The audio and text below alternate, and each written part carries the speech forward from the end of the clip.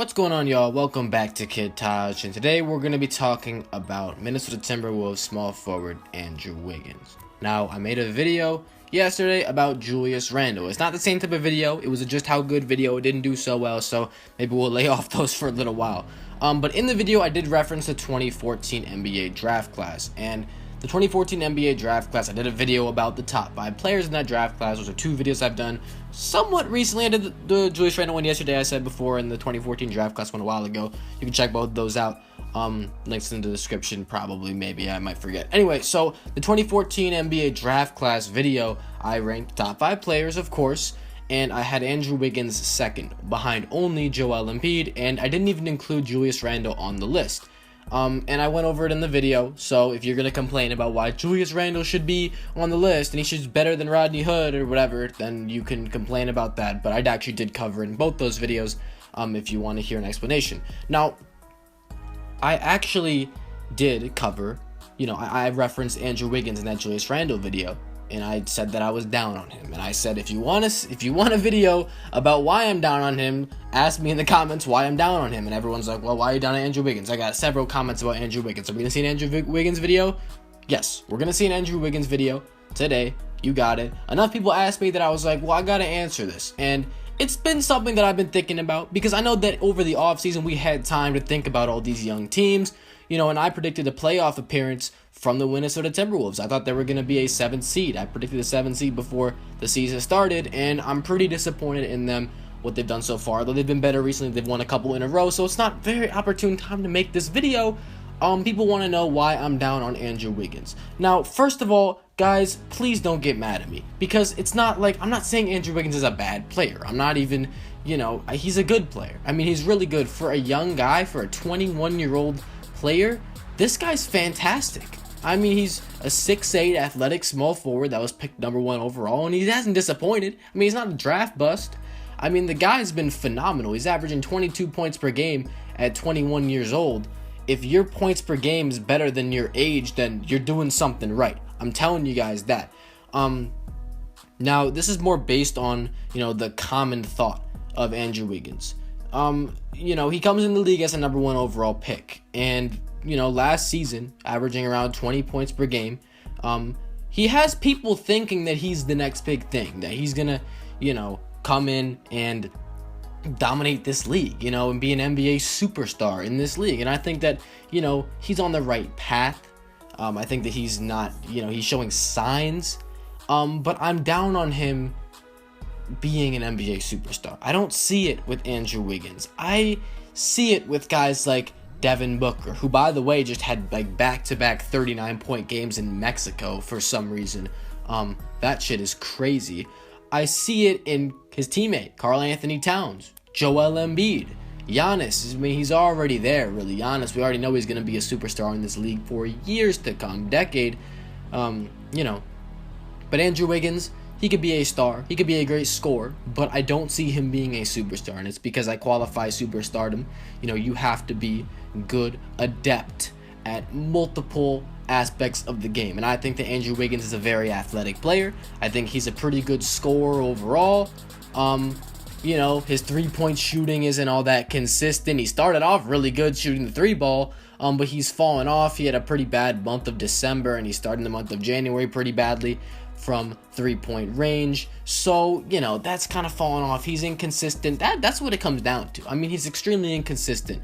This is why I'm down on Andrew Wiggins. Now, you guys might be saying, well, Andrew Wiggins is only 21. He's got plenty of time to develop, and, we can fix those flaws in due time. Because we all know that the young players have flaws. We all know that these guys are going to correct those.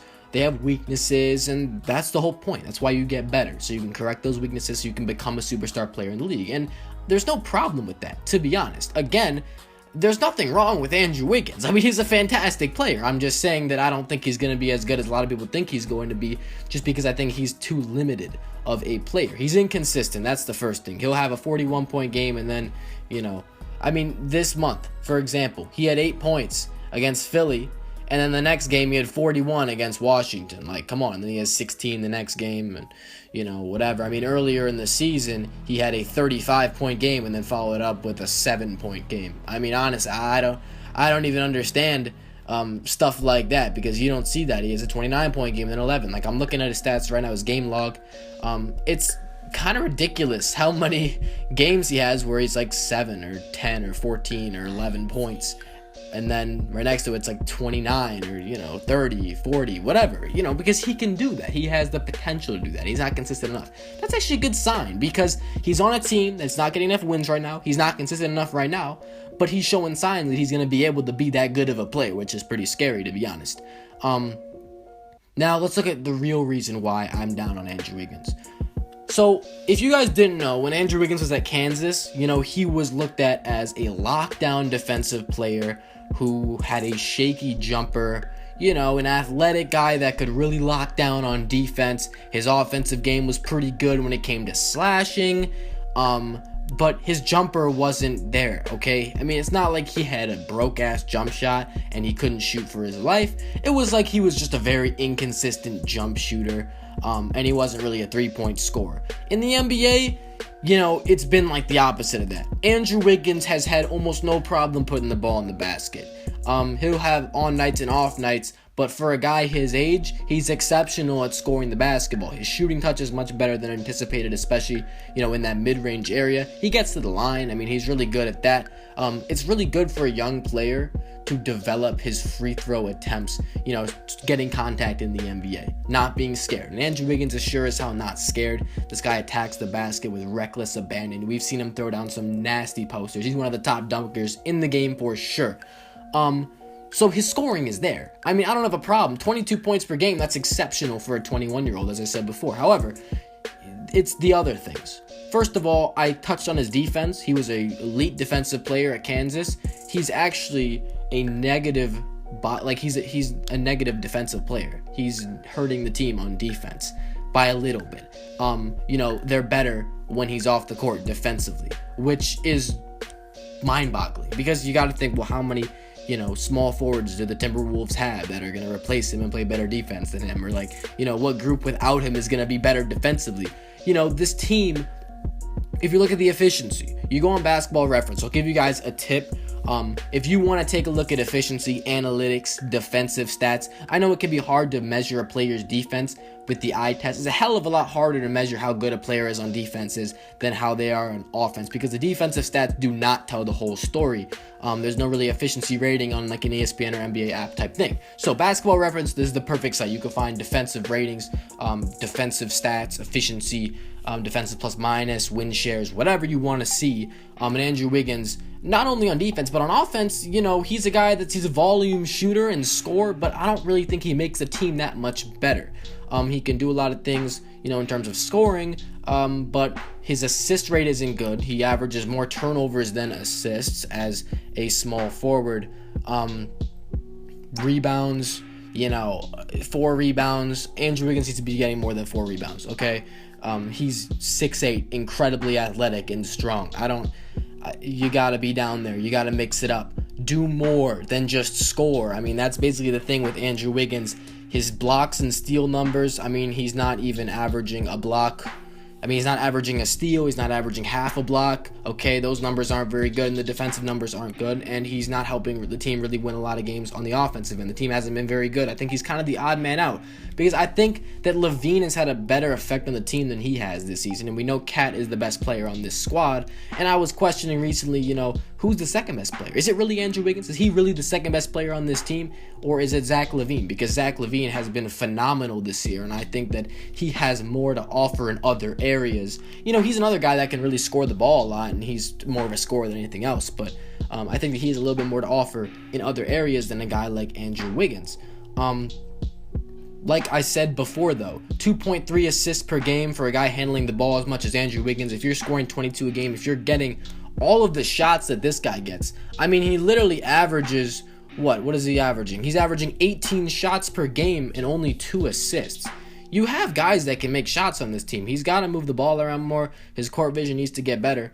And that's not really something, I mean, a lot of the time when you get in the league, for most players at least, you're either a good passer or you're not. You have good court vision or you're not. And you can build in that court vision, good passing ability. But it's hard. It's really hard to go from a 2 assist guy to like a 5 or 6 assist guy. that's my main point here, and obviously there's room to grow. But I don't think Andrew Wiggins is ever going to be a playmaker type.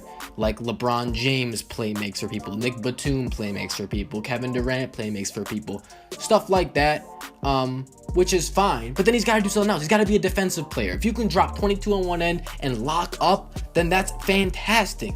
That's great. That's ideal. Okay, that's what you want from a guy like this. And I think his scoring average, I think he could put up 27, 28 a game. But for what? I mean, I don't know what that's going to be worth in the NBA in a few years. I mean, we all like to look at scoring numbers. We look at the leading scorers in the league. And Andrew Wiggins actually reminds me of DeMar DeRozan, kind of. Because DeMar DeRozan, he's a monster scorer. He averages around 27 points per night. But the thing about DeRozan, he doesn't do a whole lot in other areas. Or at least enough as he should, I don't think. But his defense isn't good enough as it should be. His playmaking has gotten better. It wasn't there. I mean, he actually did do a good job becoming a better playmaker. So that's something Wiggins could look at. But he does remind me of DeMar DeRozan in terms of he's a scorer. He likes to score inside rather than outside, or he's better at it at least. I mean, Wiggins does take a lot of perimeter shots, just doesn't usually make them that often. I still don't think DeRozan's the best player on his team. As crazy as that might sound, Lowry does everything on that team. DeRozan is the scorer, and honestly, isn't all that much more, at least to me. Andrew Wiggins is kind of like that. He scores a lot of points. I don't know how much he helps this team. He takes a lot of shots to get the points. That's one thing. You can put up 30 points a night, but if you're not shooting a good percentage, and if you're just taking so many shots that you're going to get 30 regardless, then it's not helping. And Andrew Wiggins is certainly a great, talented player. But basketball is about winning. It's not about individual stuff. If you can put up 30 a night, but you can't help a team win, then that's a problem. I'm not saying like guys like Anthony Davis, who are losing more games than they win, are not helping the team win.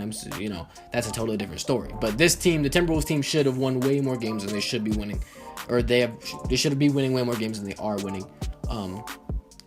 I think Andrew Wiggins has got to expand. He's got to become more of a team player. In terms of being involved and making plays for people, defending at a high level again. I think it's like, well, he wants to be the scorer.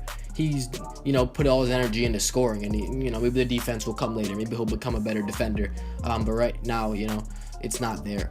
He needs to expand his game, become better all around. I think I made my point here pretty good.